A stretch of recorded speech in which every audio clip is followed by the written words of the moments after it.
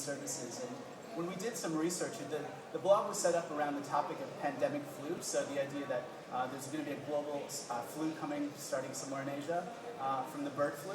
We set up this one-month topical blog, and when we did the research as part of the project, we saw that there was this community called the Flubies. So these Flubies were led by one doctor, Dr. Dworkin.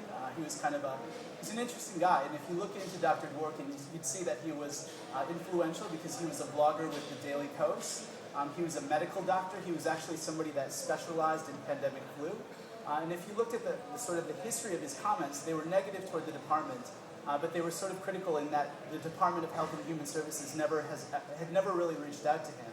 So here was this doctor who was amazing, the one world-renowned voice on pandemic flu, and totally ignored by the department. So as part of this blog, we actually invited him to be part of this group blog that we set up, gave him a bit of a platform, and started the dialogue and turned around his sentiment.